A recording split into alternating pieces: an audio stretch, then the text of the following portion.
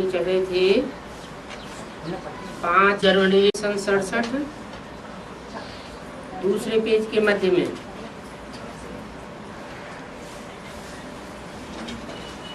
बात चल रही थी। भारतवासियों को तो कृष्ण के जन्म का पता भी नहीं है। तुम्हारी बुद्धि में ये सारी नॉलेज है, और नॉलेज है सोर्स ऑफ इनकम। वेद शास्त्र आदि में कोई नॉलेज नहीं है। स्कूल में हमेशा एम ऑब्जेक्ट होती है। इस पढ़ाई से तुम कितने साहूकार बनते हो, जन्म जन्मांतर के लिए साहूकार बनते हो। यहाँ जितने ज्ञान रतन धारण करते हो, उतना वहाँ जन्म जन्मांतर के लिए स्थूल रतन धारण करने वाले साहूकार बन जाते हो। यहाँ के ज्ञान रतन और वहाँ के स्थूल रतन बन जाएंगे। ज्ञान से होती है सदगति, और अज्ञान से होती है दुर्गति। ज्ञान आता है एक बाप से, जिसे सुप्रीम सोल शिव कहा जाता है, और अज्ञान आता है मनुष्य गुरुओं से, क्योंकि मनुष्य आत्माएं सब जन्म मरण के चक्र में बंधी हुई है। उनको आगे पीछे का ज्ञान, अगले जन्मों का और पिछले जन्मों का ज्ञान नहीं रहता। और शिव सुप्रीम सोल तो जन्म मरण के चक्र से न्यारा है। जो जन्म मरण में नहीं आता, वो चक्कर में भी नहीं आता। आत्माएं इस 84 के चक्कर में आती है। सुप्रीम सोल बाप 84 के चक्र में नहीं आता।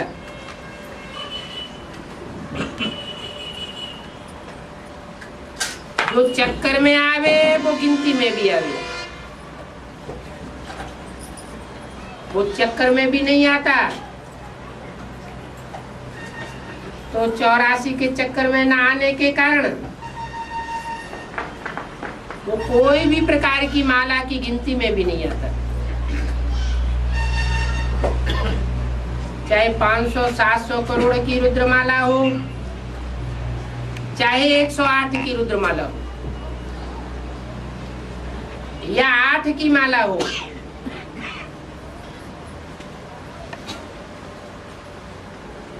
वो है श्रेष्ठ ते श्रेष्ठ। श्रेष्ठ तब कहा जाता है जब इस साकार सृष्टि पर आकर के साकार में पार्ट बजाता है। इसलिए उसके नाम से पहले लगाते हैं श्री श्री 108।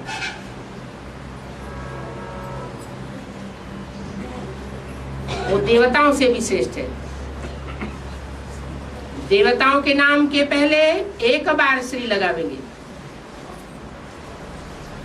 और उसके नाम से पहले डबल श्री लगाते हैं। क्यों श्रेष्ठ है? और आत्माएं क्यों भ्रष्ट बनती हैं? क्योंकि वो अभोक्ता है। आत्माएं भोगी हैं, और वो भी नंबरवार हैं।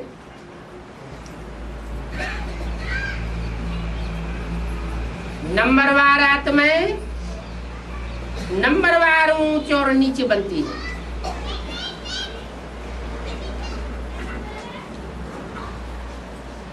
क्योंकि आत्मा एक प्रकार की बैटरी है। बैटरी छोटी बड़ी होती है, कोई कम पावर वाली होती है, कोई ज्यादा पावर वाली होती है। 500-700 करोड़ मनुष्य आत्मा रूपी बैटरीज है।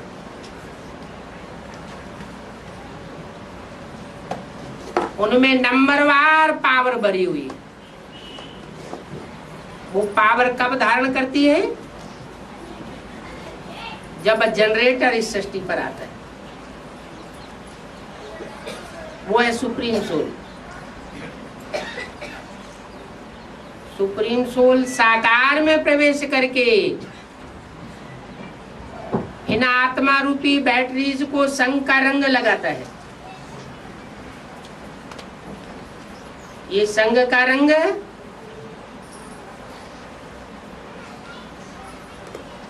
वृत्ति के द्वारा भी लगता है, जिसे कहते हैं याद।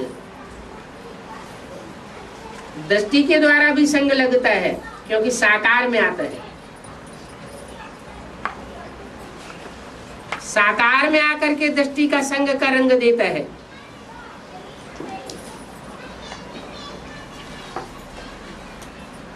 ये तो हुई श्रेष्ठ इंद्रियां। आंख है ज्ञानेंद्रियों में सबसे श्रेष्ठ। कहते हैं दृष्टि से षष्ठी सुधरती भी है और गंदी दृष्टि से षष्ठी बिगड़ती भी है। श्रेष्ठ से श्रेष्ठ बाप की दृष्टि से षष्ठी स्वर्ग बन जाती है और 16 कला संपूर्ण बन जाती है। 16 कला संपूर्ण ही नहीं, कलातीत भी बनती है। ऐसी सृष्टि रचता है जिसे कलाओं में भी नहीं बांधा जा सकता। जैसे दिखाया है लक्ष्मी नारायण के चित्र में, नीचे राधा कृष्ण एक दूसरे को दृष्टि से प्यार से देख रहे हैं।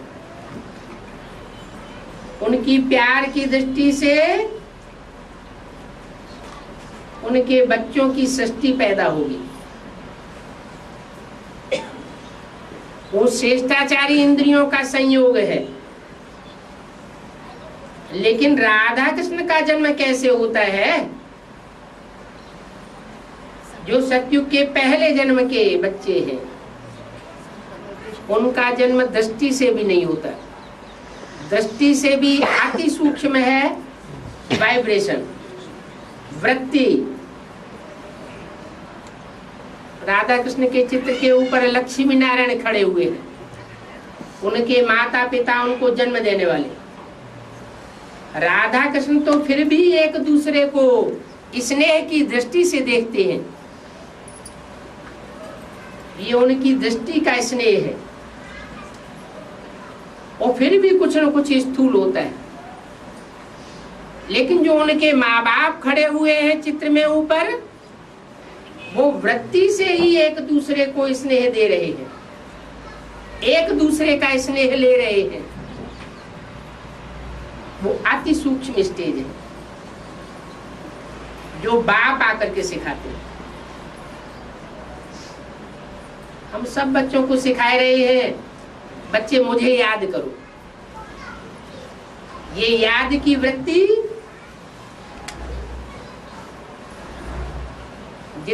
जिसमें जितना देहभान ज्यादा होगा,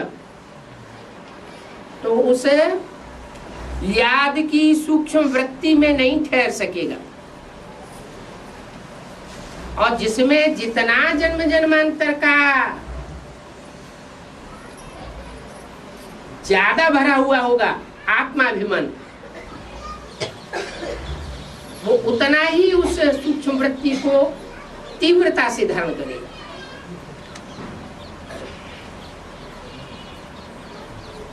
फिर अनेक जन्मों के श्रेष्ठ कर्म और भ्रष्ट कर्म के ऊपर भी आधारित। जिन आत्माओं ने जब जब श्रेष्ठ कर्म किए हैं, वो श्रेष्ठ कर्मों की रील जब संगम युग में घूमती है तो वाइब्रेशन सुधर जाता है। उन आत्माओं को ऑटोमेटिक याद आती है। और जिन जिन जन्मों में भ्रष्ट कर्म किए हैं, दुखदाई कर्म किए हैं, वो रील जब संगम युग में घूमती है तो देवभान की याद भी बहुत मुश्किल से आती है।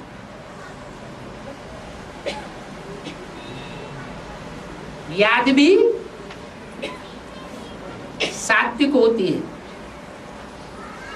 सतो प्रधान, सतो सामान्य, रजो और तमो। तामसी याद में विचार बहुत होता है। अभी अभी एक को याद करेंगे, अभी अभी दूसरे की याद आ जाएगी। जितनी सात्विक याद होगी उतनी सूक्ष्म होगी, और जितनी तामसी याद होगी उतनी ही स्थूल होगी। प्रभाव दोनों का पड़ता है, संग का रंग दोनों का लगता है।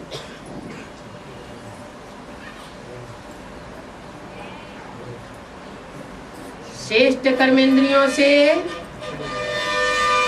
जो संग का रंग लगता है वो भी मन बुद्धि में याद आता है, और भ्रष्ट कर्मेंद्रियों से जो संग का रंग लगता है वो भी याद आता है।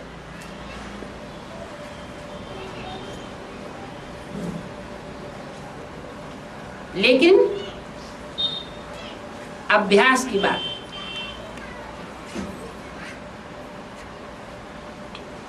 अभ्यास एक ऐसी चीज है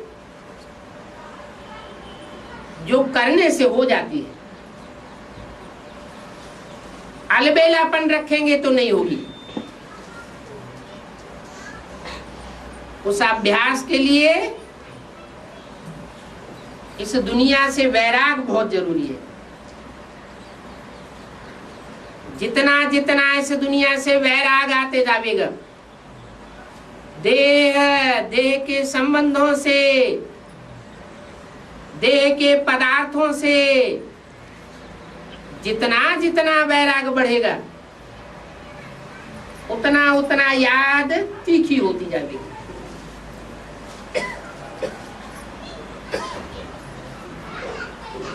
और आप विचारी होती जाएगी। आप विचारी माना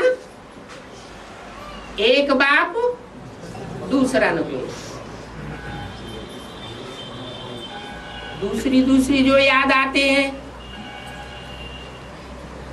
चाहे वस्तुएं याद आती हैं, पदार्थ याद आते हैं, व्यक्ति याद आते हैं, चाहे कोई पशु पक्षी याद आते हैं, उन सबने संगम युग में आज से 5000 साल पहले भी अपनी बैटरी चार्ज की थी। सबकी अपनी अपनी बैटरी नंबरवार चार्ज हुई थी। संगम युग में बैटरी चार्ज भी होती रहती है और डिस्चार्ज भी होती रहती है। ये आत्मा रूपी बैटरी संग का रंग लेती है। श्रेष्ठ आत्माओं के संग के रंग में आती है तो चार्ज होती है, और भ्रष्ट आत्माओं के संग के रंग में आती है तो डिस्चार्ज होती है। इस कलयुग के अंत में तो कोई भी श्रेष्ठ नहीं रहता। हाँ, कोई पुरुषार्थी है, तीखे तीखे पुरुषार्थी होते हैं। जन्म जन्मांतर के ऐसे पुरुषार्थी हैं जिन्होंने जन्म जन्मांतर किसी को दुख नहीं दिया है, या दुख कम दिया है, सुख जास्ती दिया है। तो ऐसी आत्माएं संगम युग में संसर्ग संपर्क में जब आती है तो उनके संग के रंग से सुख महसूस होता है, अवस्था अच्छी बनती है। लेकिन फिर भी वो आत्माएं हैं। आत्माएं सदा काल ऊपर नहीं उठ सकती। कभी नीचे कभी नीचे गिरती है और कभी ऊपर जाती है। ये ऊंच और नीच अवस्थाएं होती रहती हैं। एक रस अवस्था संगम युग में आदि से लेकर के अंत तक कोई की नहीं होती। राम कृष्ण की आत्माओं की भी नहीं बनती। माया किसी को छोड़ती नहीं है। तो आत्माओं का आधार लेना ठीक नहीं है। अनुभव होता है। मुरली में भी बोला है कि उनका संग करना चाहिए जिनके संग के रंग में रहने से खुशी बढ़ती हो। जिनके साथ में रहने से खुशी न बढ़ती हो, दुख पैदा हो जाता हो, उनका संग छोड़ देना चाहिए।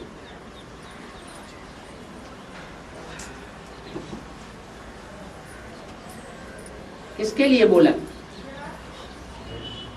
ये पावरफुल आत्माओं के लिए बोला या कमजोर आत्माओं के लिए बोला? पावरफुल आत्माओं के लिए बोला। पावरफुल आत्माएं तो कमजोर के संग में आएंगी तो भी उनको ऊंचा उठाएंगी। उनके प्रभाव से प्रभावित होने वाली नहीं होंगी। जो कमजोर आत्माएं होंगी वो जल्दी प्रभावित होती है। जो जन्म जन्मांतर अनेकों के संग में रंगी होंगी। 84 जन्म है ना, उनमें जो लास्ट के 63 जन्म है उनमें संग का रंग जास्ती लगता है और विविचारी लगता है। तो जो आत्माएं जितनी जास्ती विविचार में आई होंगी, मन बुद्धि से ज्यादा आसक्त हुई होंगी, वो उतनी ही कमजोर हो जाती है। और वो कमजोरी यहां उनको प्रभावित करती रहती है। जो बार बार प्रभावित होते रहते हैं वो बार बार जन्म जन्मांतर प्रजा बनते रहते हैं। प्रभावित माना ही प्रजा। और इस पुरुषार्थी जीवन में जो कभी किसी से प्रभावित नहीं होता, वो जन्म जन्मांतर का राजा बन सकता है।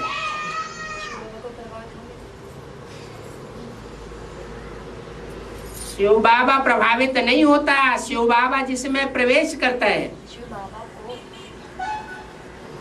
जिसमें प्रवेश करता है, माना राम कृष्ण की आत्माओं में प्रवेश करता है।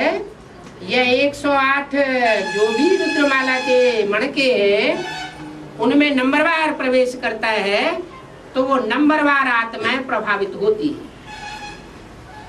एक जैसी प्रभावित नहीं हो सकती, क्योंकि नंबरवार तो होते ही। एक जैसा नंबर दो आत्माओं का बन ही नहीं सकता। नारायण का पाठ बनता है 16 कला संपूर्ण, उसमें भी 2 नारायण नंबरवार बन जाते। सन 76 तक सबकी बुद्धि में था, ब्राह्मणों की बुद्धि में,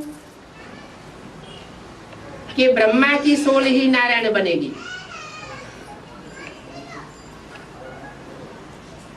पुरुषार्थी जीवन में उनसे ज्यादा श्रेष्ठ पुरुषार्थ करने वाला कोई नहीं हो सकता। और सन 76 में जैसे ही एडवांस पार्टी का नया ज्ञान निकला तो बात बदल गई। सबकी बुद्धि स्वीकार करती गई। जिन्होंने भी सुना कि कोई ऐसा मणका भी है जो नर से नारायण बनने के पुरुषार्थ में प्लस में आ जाता है, तो पहले वाला पुरुषार्थी पीछे हो गया और प्लस में आने वाला आगे हो गया। जो आगे हो गया वो रचयिता बन गया। जो पीछे रह गया वो रचना बन गया। रचना अर्थात तो पहला पत्ता राधा कृष्ण, और रचयिता अर्थात सृष्टि रूपी झाड़ का पहले पत्ते को जन्म देने वाला बीज, वो मनुष्य सृष्टि का बीज है, आत्माओं का बीज नहीं है। आत्माओं को आकर के वो ज्ञान नहीं दे सकता। आत्माओं को ज्ञान देने वाला एक ही सुप्रीम सोल है। वो सुप्रीम सोल तुरीय है। आत्माओं के साथ उसकी भेंट नहीं की जा सकती, कंपैरिजन नहीं किया जा सकता। इसलिए वो सदैव साक्षी दृष्टा के रूप में 5000 साल के पीरियड में एक सेकंड भी ऐसा नहीं आता जो वो साक्षी दृष्टा के रूप में न रहे। जबकि और आत्माएं, चाहे वो रामकृष्ण की आत्माएं ही क्यों न हो, सृष्टि के माता पिता ही क्यों न हो, उनकी बात अलग हो जाती है। तो बताया कि नंबरवार आत्माएं पुरुषार्थी होती हैं। एक का पुरुषार्थ न मिले दूसरे से, इसलिए एक का फीचर न मिले दूसरे से। 500-700 करोड़ मनुष्य आत्माएं और उनके 84 जन्म, कोई के कम और कोई के ज्यादा, लेकिन कोई भी जन्म में कोई का भी फीचर कोई से मिलता जुलता नहीं होता। बल जुड़वा बच्चे के रूप में पैदा होते हैं तो भी उनके वजन में अंतर हो जाता है, उनके चेहरे की चौड़ाई में अंतर हो जाता है, रंग में अंतर पड़ जाता है, थोड़ा परसेंटेज में अंतर जरूर होता है, और स्वभाव संस्कार में तो बहुत अंतर हो जाता है।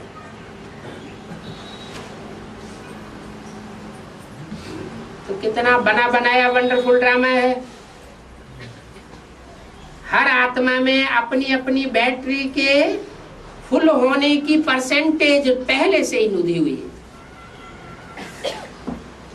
नुदी हुई होने के बावजूद भी ये नहीं कहा जा सकता कि जब नुदी हुई है तो हम पुरुषार्थ ही क्यों करें। जो भी जितनी स्टेज नुदी हुई है वो किसी को पता नहीं है कि हमारी आत्मा में कितने परसेंटेज की ताकत भरी हुई है। उनको पता चलता है जब संपूर्ण आहुति होने का टाइम आता है, जिनके नंबर डिक्लेयर होते हैं वो अपने अपने स्वरूप को, अपनी अपनी बैटरी की पावर को पहचानते जाते हैं और उस पावर को पहचान करके अपनी अपनी सीट पर सेट हो जाते हैं। जब सीट का पता चल जाता है तो पावर अपने आप आ जाती है। निश्चय बुद्धि विजय थी। और जब तक ये निश्चय ही नहीं है कि मेरी सीट कौन सी है, तब तक नंबरवार पुरुषार्थ अनुसार अनिश्चय की स्टेज में। और जब तक अनिश्चय की स्टेज में है तब तक पुरुषार्थ स्पीड नहीं पकड़ता।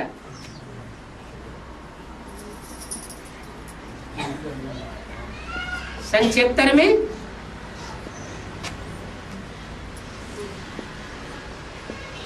दस साल पहले ही घोषणा कर दी गई थी, पुरानी दुनिया का विनाश होगा और नई दुनिया की स्थापना होगी।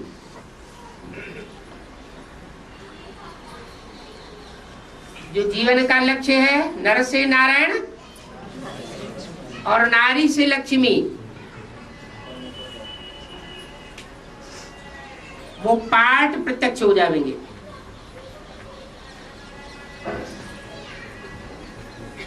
तो जो पहले नंबर की बैटरी थी उसका पार्ट डिक्लेयर हो गया। उसमें भी जैसे लॉटरी निकलती है, कोई बहुत बड़ी लॉटरी निकल जाए 10, 20, 50 करोड़ की, और फटाक से उसको लॉटरी दे दी जाए पूरी की पूरी,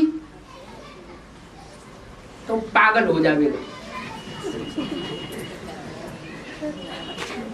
तो ये भी ड्रामा में युक्ति बनी हुई है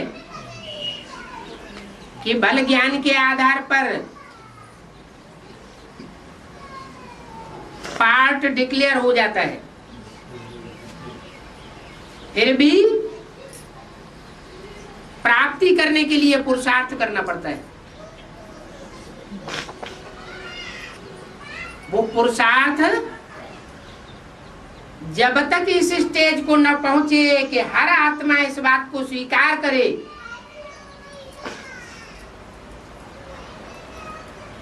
कि इस ऊपर के मणके ने जितना पुरुषार्थ किया है उतना मैं नीचे वाला मणका उतना पुरुषार्थ नहीं कर सकता, ये विश्वास बैठ जाता है। जैसे मिलिट्री में ऊंचे ओहदे का ऑफिसर भी होता है, नीचे ओहदे का भी ऑफिसर होता है, नंबरवार छोटे छोटे प्यादे भी होते हैं। नीचे वाला ऊपर के ऑफिसर को आंख उठा के नहीं देख सकता, इतना वास्ट डिफरेंट दिखाई देता है। ऐसे ही जब माला के मणके प्रत्यक्ष हो जाएंगे तो सब अपनी अपनी सीट पर सेट हो जाएंगे। Law and order, godly law and order, जिसको कोई तोड़ न सके, ऐसा रूप तैयार हो जाएगा। अभी क्या होता है, अभी कोई किसी को कहो कि तुम्हारा नंबर नीचा है हमारा ऊंचा है तो चढ़ बैठेगा, मानेगा नहीं। लेकिन लास्ट में ऐसा नहीं होगा, सब अपने अपने पार्ट से अपनी अपनी कुर्सी से फिर संतुष्ट हो जाएंगे।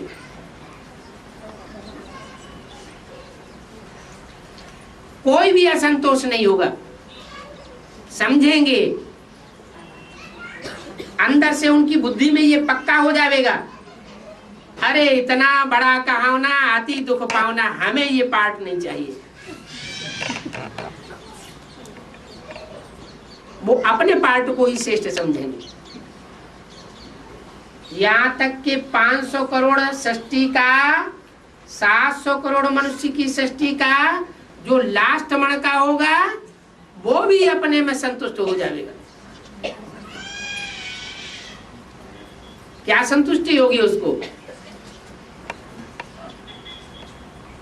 अरे इस नारकीय दुनिया की छी दुनिया के चक्कर में आने से तो अच्छा 5000 साल ऊपर ही बैठे रहना अच्छा है, और वो उसी में खुश हो जाएगा।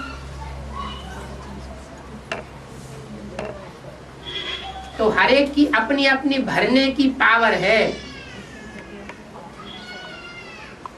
कोई थोड़े में खुश हो जाएंगे, कोई ज्यादा से ज्यादा में खुश होंगे।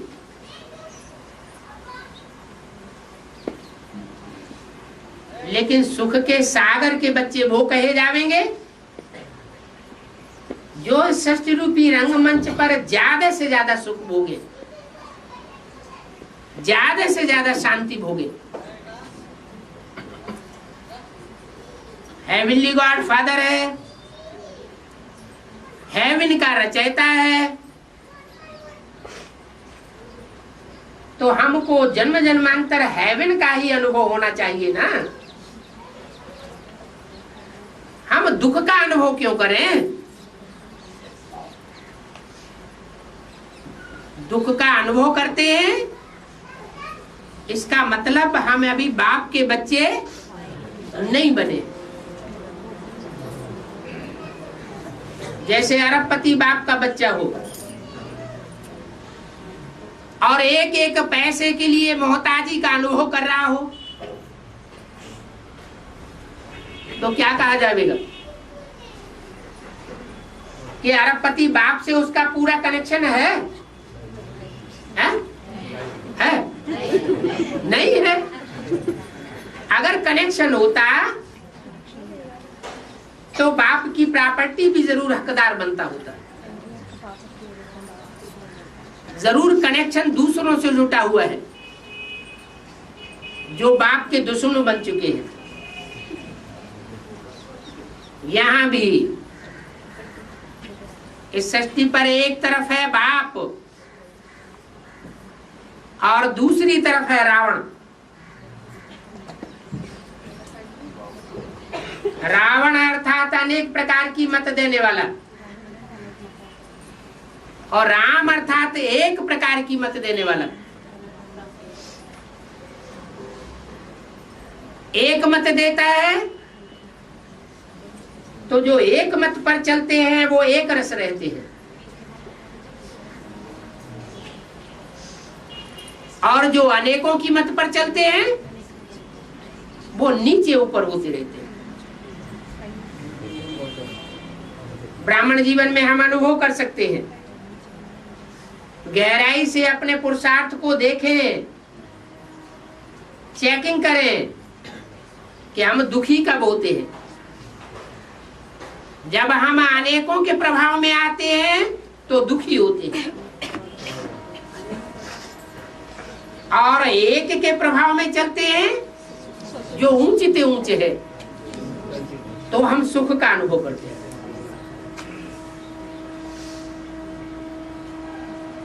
ये नारायण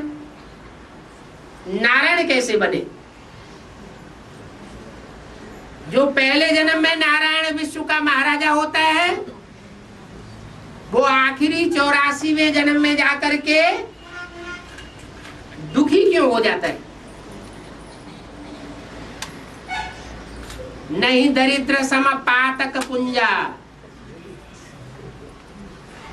दरिद्रता अर्थात गरीबी के अनुसार दुनिया में कोई भी पाप का पुंज नहीं होता।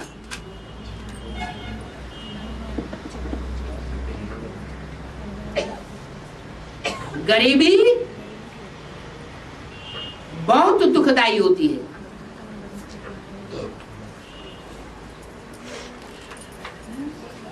बाप तो कहते हैं भले राजाई न लो, लेकिन जन्म जन्मांतर के साहूकार तो बन जाओ।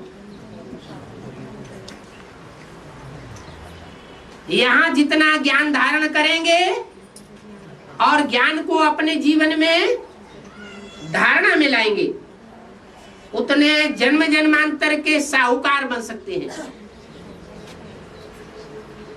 भले सेवा करें या न सेवा करें, ज्ञानी आत्मा के वाइब्रेशन ही काम करते रहेंगे सेवा का। उनकी दृष्टि से ही सेवा होती रहेगी, उनके ज्ञान के वाइब्रेशन से ही सेवा होती रहेगी। ऐसे राजाएं भी हुए हैं जिनके राज्य में कंट्रोलिंग पावर ना के बराबर होती है। कोई उनको मान मर्तबा देता भी नहीं है, प्रजा भी उनके कंट्रोल से बाहर होती है। उनके दास दासियां भी उनके कंट्रोल में नहीं आते, खिल्ली उड़ाते रहते। और ऐसे ऐसे साहूकार भी होते हैं जिनके घरों में ढेर दास दासियां होती हैं। राज्य में उनका खूब मर्तबा होता है, राजा भी उनको बहुत ऊंची दृष्टि से देखता है। जैसे मिसाल दिया कि सतयुग के अंत में जो राजा होगा, आखिरी नारायण,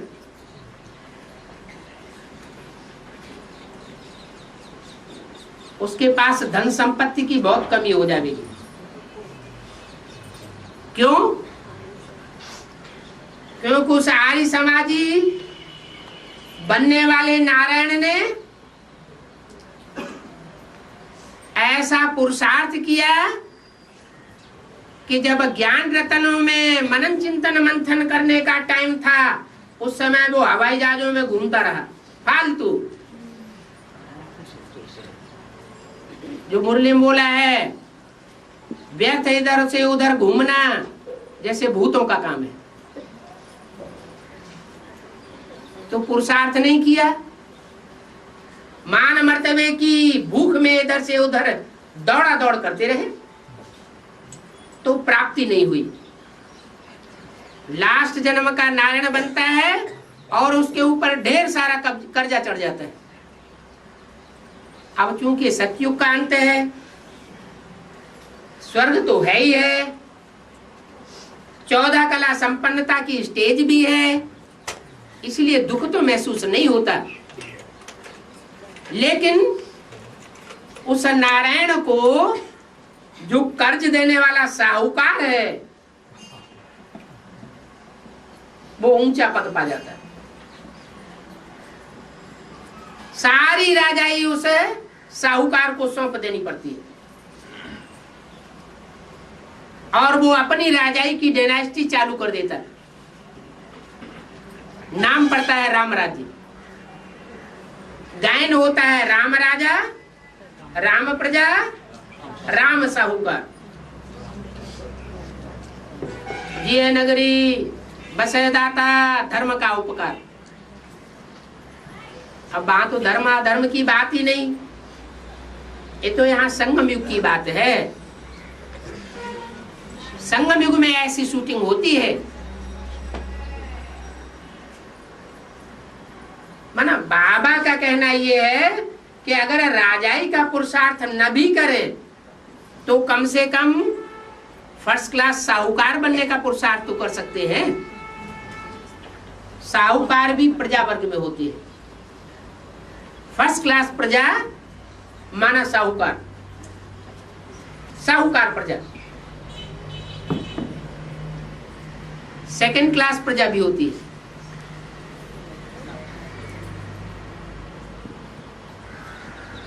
वो किसी के अधीन नहीं होती राजा के सिवाय। वो सतयुग की बात है जहां एक ही राजा होता है, वो होते हैं राज्य अधिकारी। जो भी वहां राज्य अधिकारी होंगे सब एक नारायण के अधिकारी अधीन में होंगे,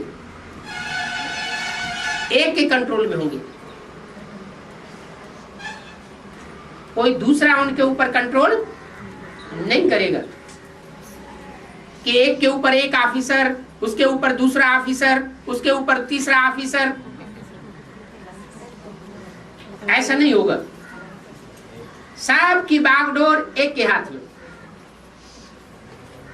ऐसी सतयुगी सृष्टि सत्य बाप आकर के स्थापन करते हैं जो 1250 वर्ष तक चलती है। महासतयुग में एक ही राजा होगा जिसे महाराजा कहा जाता है,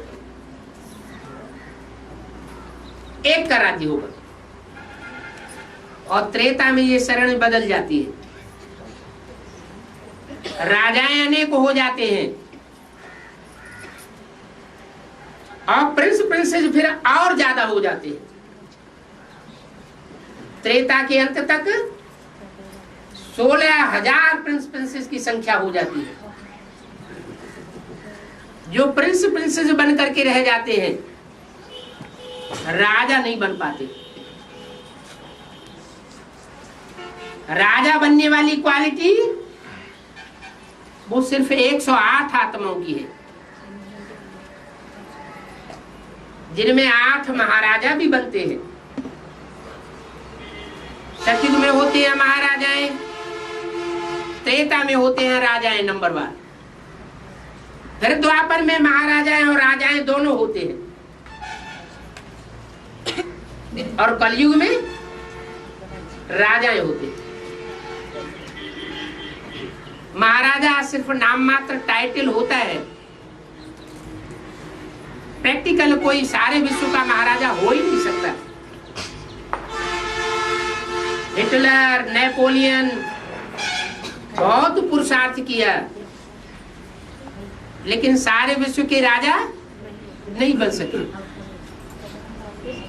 अभी बाप आकर के कहते हैं, बच्चे अगर तुम मेरी मत पर चलेंगे तो मैं तुमको राजाओं का राजा बनाऊंगा। एक जन्म का नहीं,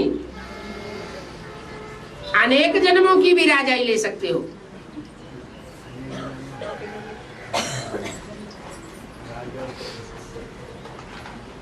ये ऐसा पद है जो मेरे सिवाय और कोई नहीं दे सकता। ऐसी राजाई की पढ़ाई, ऐसी कंट्रोलिंग पावर और कोई नहीं दे सकता। ना ऐसी पढ़ाई कोई पढ़ा सकता है। मैं आता हूं तो तुमको राजाओं का राजा बनाता हूं, और धर्म पिताएं आते हैं वो तुमको राजा नहीं बनाते, स्वाधीन नहीं बनाते। राजा किसी के अधीन होता है क्या? राजा किसी के अधीन नहीं होता। रानी को फिर भी अधीनता में रहना पड़ता है। किसके? राजा के अधीन रहना पड़ता है। तो राजाई की प्राप्ति बाप आकर के कराते हैं। महाराजा कहो, राजा कहो, है तो दोनों ही राजा। अपने अपने राज्य में तो राजा हैं। फिर सारे राजाएं मिलकर के एक को महाराजा मान ले तो बात दूसरी है, लेकिन अपने राज्य में तो राजा है ना।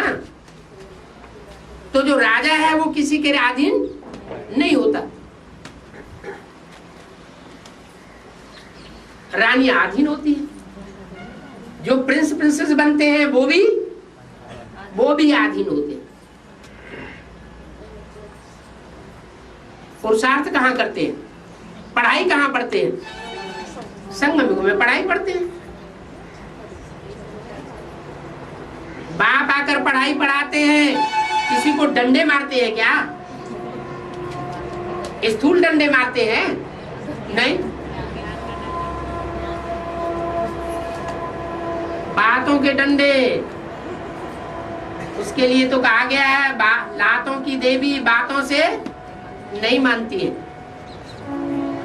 तो जब तक पढ़ाई का पीरियड है तब तक शांति से पढ़ाई पढ़ाते हैं। जब देखते हैं कि अब पढ़ाई पूरी हुई और पढ़ाई जितना पढ़नी थी सबने पढ़ ली और पहला संगठन डिक्लेयर होता है और उसके बाद लड़ाई शुरू हो जाती है। जिसने जितनी धारणा की है उतनी धारणा रह जाती है और फिर संघर्ष शुरू। उस संघर्ष के बीच जिसने जितनी पढ़ाई पढ़ी है उतना ही कामयाब होगा। जिसने जितना पुरुषार्थ किया है अपनी आत्मा को स्थिर करने का उतना ही स्थिरियम रहेगा, नहीं तो हिल जाएगा। खुद हिलेगा तो राजाई भी हिल जाएगी, कुछ न कुछ अनिश्चय बुद्धि हो जाएगा। अनिश्चय बुद्धि होगा तो माला का मणका नीचे खिसक जाएगा। इसलिए बोला है अनिश्चय बुद्धि विनश्यति। विनश्यति का मतलब आत्मा का खलासा नहीं हो जाएगा, देह खलास नहीं हो जाएगी, लेकिन पद नीचा होता जाएगा। तो अभी जो पाठ चल रहा है आत्माओं के पुरुषार्थ करने का,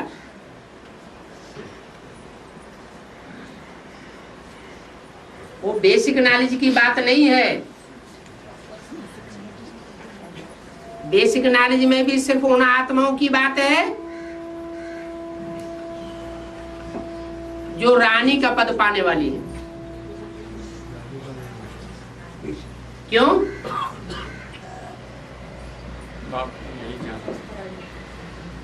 रानी का पद इसलिए पाने वाली है कि उन्होंने ब्रह्मा बाबा को फॉलो किया। क्या? बाप को जाना नहीं, पहचाना नहीं और फॉलो भी नहीं किया।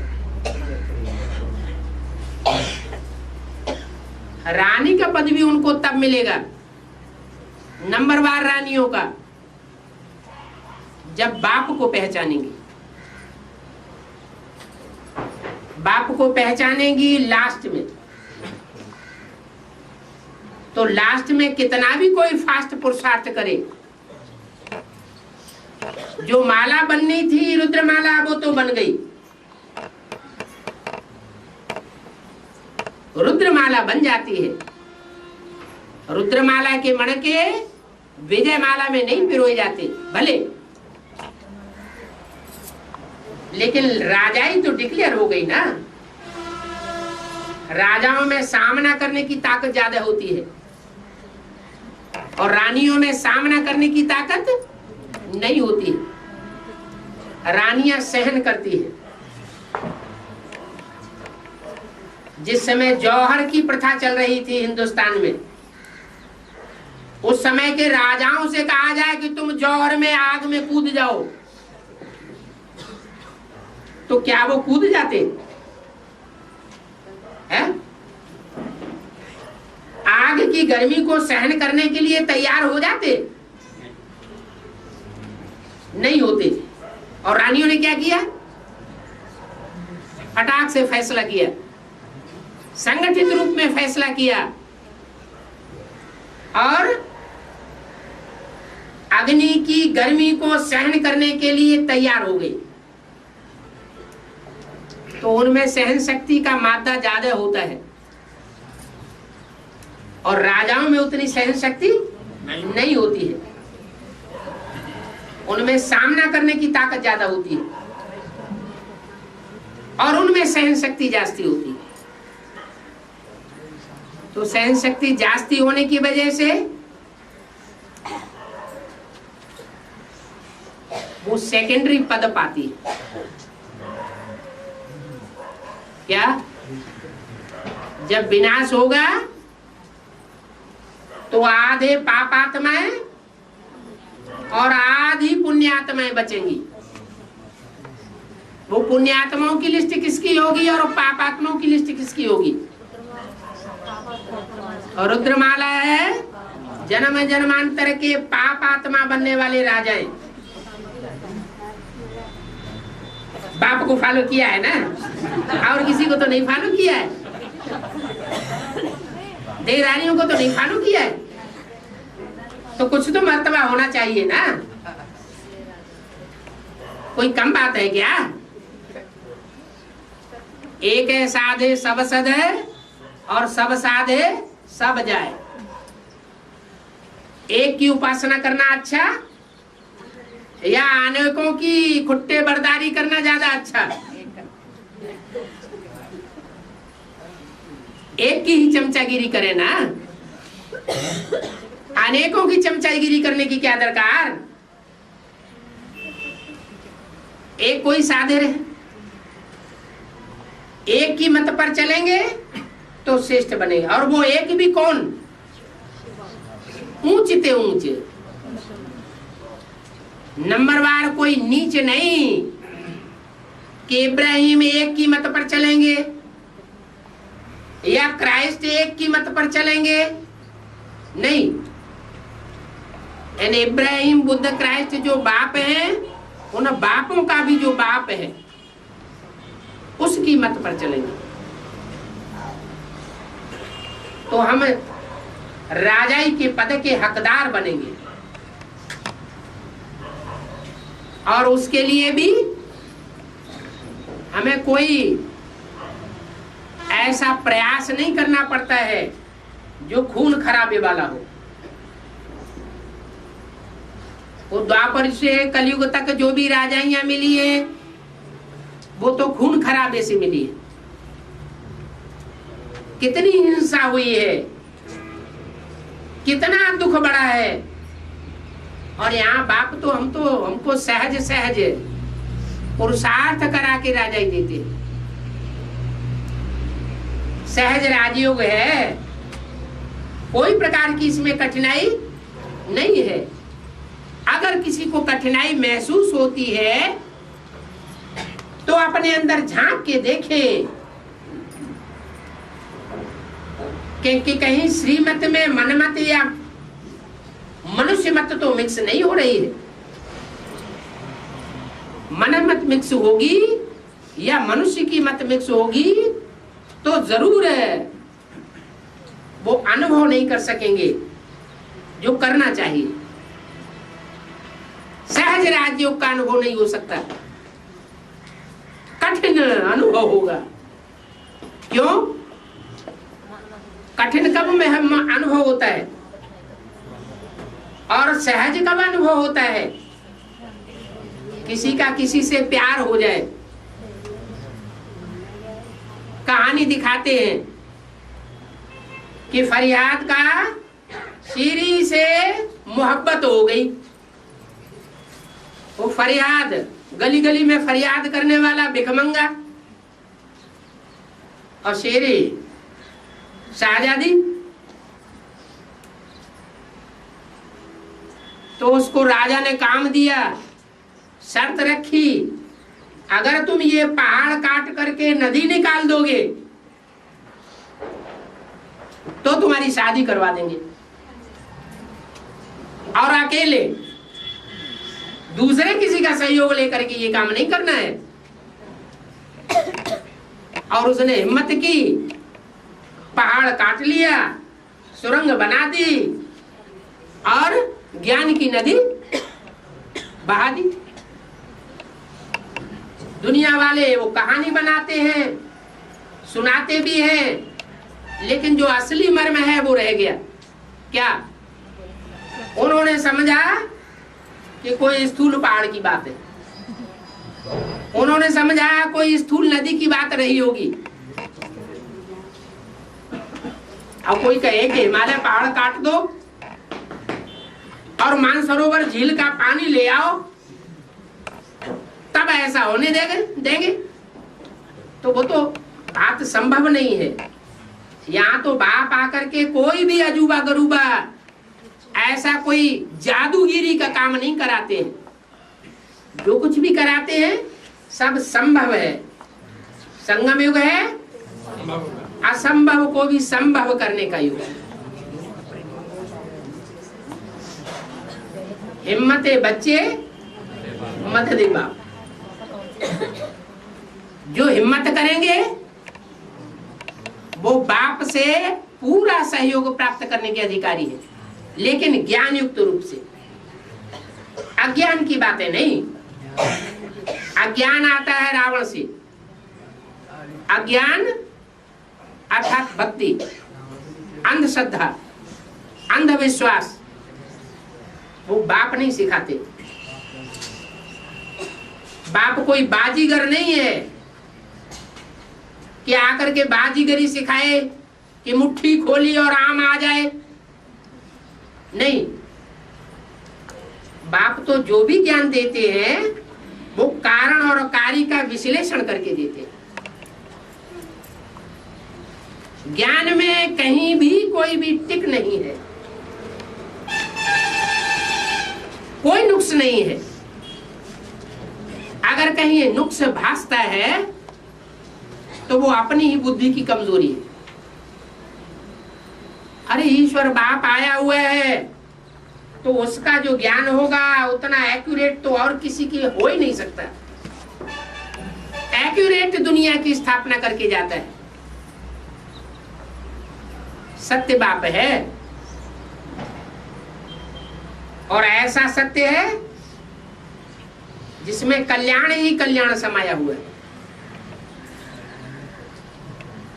असत्य का नाम निशान नहीं, अकल्याण का नाम निशान नहीं। और जहां सत्य है और उस सत्य में कल्याण समाया हुआ है तो उससे ज्यादा सुंदर कोई होता भी नहीं। ऐसा सत्य कि कड़वा सत्य हो और उसमें अकल्याण भरा हुआ हो तो वो सुंदर हो नहीं सकता। ऐसा कर्म करने वाला उसका चेहरा बिगड़ जाता है।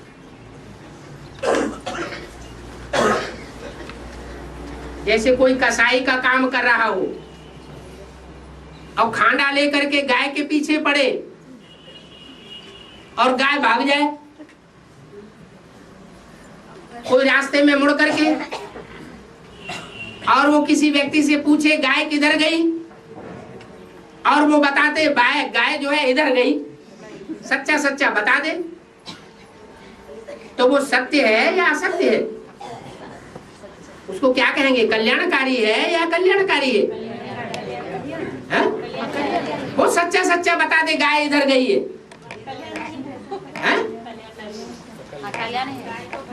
वो सच्चा बता दिया, लेकिन गाय को तो उसने मौत के घाट उतरवा दिया। गाय जैसा सीधा प्राणी, उसका तो कल्याण कर दिया ना। तो वो सत्य सत्य नहीं है, वो सत्य अकल्याणकारी सत्य है। इसलिए ऐसे सत्य को स्वीकार करने वाला और ऐसे सत्य को बताने वाला दोनों ही पापी की लिस्ट में। जो गाय को काटने वाला है उसका तो चेहरा खराब होगा ही जन्म जन्मांतर के लिए, लेकिन जो उसे रास्ता बताने वाला है, अकल्याण का रास्ता, उसका चेहरा उससे भी जास्ती खराब हो जाएगा। वो सुंदर चेहरा धारण नहीं कर सकता। देखेंगे आप क्या कि इस दुनिया में जितने भी दुष्ट कर्म करने वाले होते हैं उनका चेहरा कैसा होता है? भयंकर चेहरा बन जाता है। और जितना ही अच्छे कर्म करने वाला होगा उसका चेहरा भी खुशनुमा दिखाई देगा। तो जहां सत्य है वहां कल्याण है, और जहां सत्य और कल्याण है वहां सुंदरता जरूर होगी। आज की दुनिया में, क्योंकि कलयुग की दुनिया है ना, इसलिए कहीं कहीं विपरीत देखने में आता है। कोई कोई सुंदर चेहरे देखने में आते हैं, देखने में बड़ा सुंदर है, लेकिन जब बातचीत करो, व्यवहार में आओ, तो ऐसे लगता है कि जैसे इससे बड़ा विष का भरा हुआ घड़ा कोई है ही नहीं। ऐसी विसंगति इस दुनिया में क्यों दिखाई देती है? अगर सत्य ही सुंदर है, कल्याणकारी है, तो वो सुंदर क्यों दिखाई देता है? देखने वाले की आंख नहीं है जो अंदर और बाहर को ठीक से देख सके। अंदर भी देखना होता है, अंदर का भी सौंदर्य होता है और बाहर का भी सौंदर्य होता है। आंतरिक सौंदर्य बाहर के सौंदर्य से ज्यादा मूल्यवान है। जो बाहर का सौंदर्य है वो क्षण भंगुर हो सकता है, थोड़े समय के लिए हो सकता है, और बाहर का सौंदर्य जो थोड़े समय के लिए होता है वो दुखदाई हो सकता है, और अंदरूनी सौंदर्य सदा काल के लिए होता है। तो अंदर और बाहर दोनों एक होना चाहिए या अलग अलग होना चाहिए? अलग अलग होना चाहिए, एक होना चाहिए। अगर बाहर से भी सुंदरता है, आंतरिक सौंदर्य में भी सुंदरता है, तो वो सुंदरता है और वही सुंदरता सत्य है। और जो सत्य है वही सुंदरता कल्याणकारी है। इसलिए नाम दिया गया है सत्यम शिवम सुंदरम। जो सत्य है वही शिव है, जो शिव है अर्थात कल्याणकारी है वही सुंदर है। शिव से जास्ती सुंदर और दुनिया में कोई हो नहीं सकता। हाँ, उसको शिव बाबा कहेंगे, कोई बिंदी बाबा नहीं। बिंदी को बाबा कहा भी नहीं जाता है। बिंदी जब साकार में प्रवेश करती है तब ही बाबा कही जाती है। बिंदी तो बाप है। किसका बाप? बिंदु बिंदु आत्माओं का बाप है। आत्मा न दिखाई देती है, ना बिंदु बिंदु आत्माओं का बाप इन आंखों से दिखाई देता है।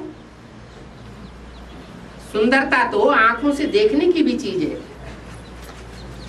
जो आंखों से देखने की चीज है वो बुद्धि से परखने की भी चीज है।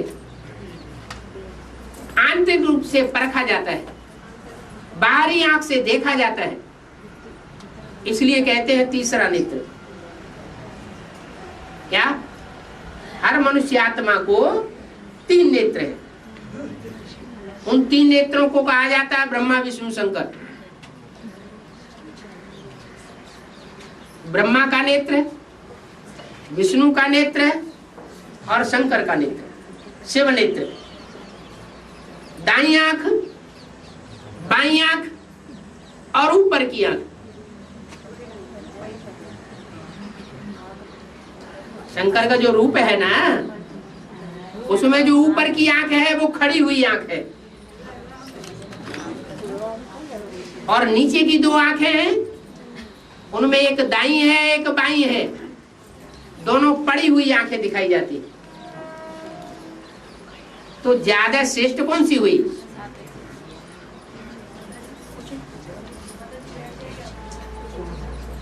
ज्यादा श्रेष्ठ कौन सी हुई? दाईं आंख, बाईं आंख या खड़ी हुई आंख? जो खड़ी हुई दिखाई जाती है। क्या शिव बाप को पुरुषार्थ में खड़े होने की जरूरत है? शिव बाप को जरूरत नहीं है, लेकिन वो जिसमें प्रवेश करता है, जिसको आप समान बनाता है, उसका तीसरा नेत्र दिखाया गया। ये तीसरा नेत्र शिव नेत्र कहा जाता है, शंकर नेत्र नहीं कहा जाता। शिव अर्थात कल्याणकारी।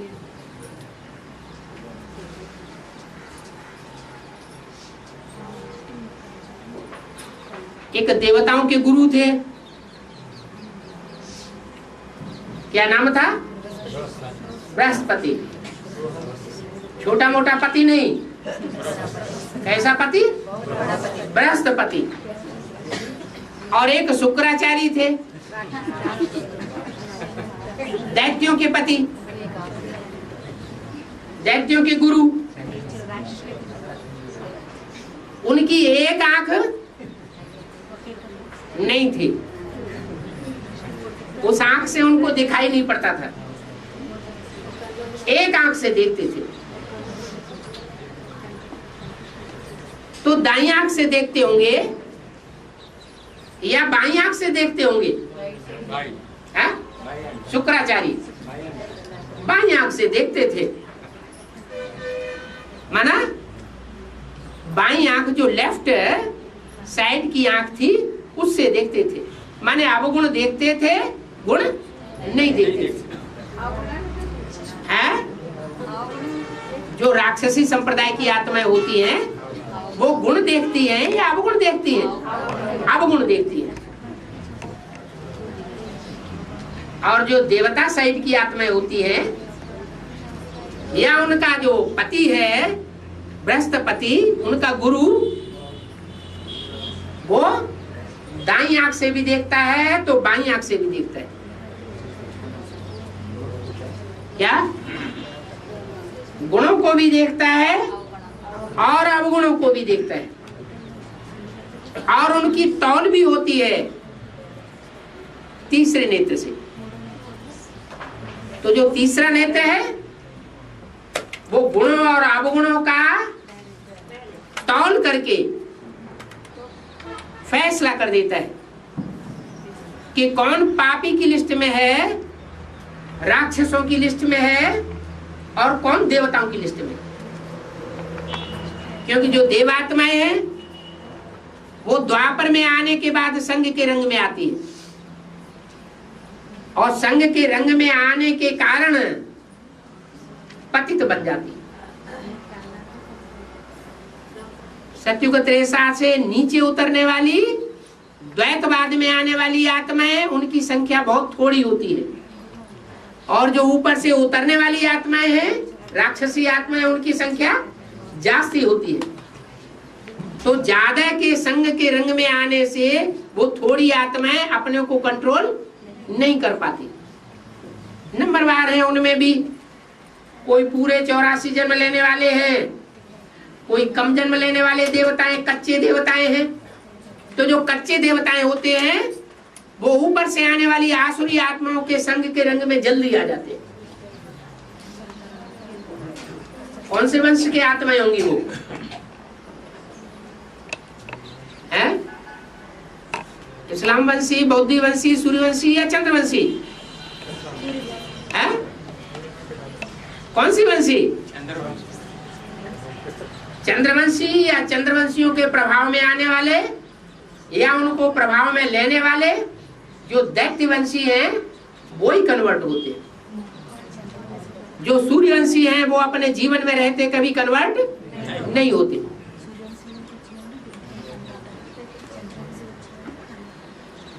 तो बाप कौन से वंश की स्थापना करने आया है? सूर्यवंश की स्थापना करने आया है। सूर्यवंशी बनने वाले सूर्य को बड़े आराम से पहचान लेंगे। क्या?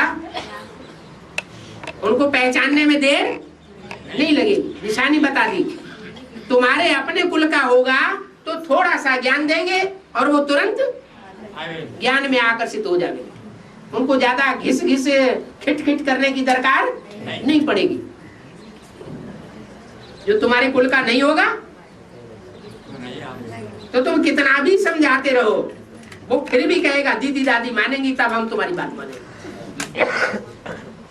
भले तुम्हारे पास सत्य है, भले भगवान उधर आया हो तो भी हम नहीं मानेंगे। ओम शांति।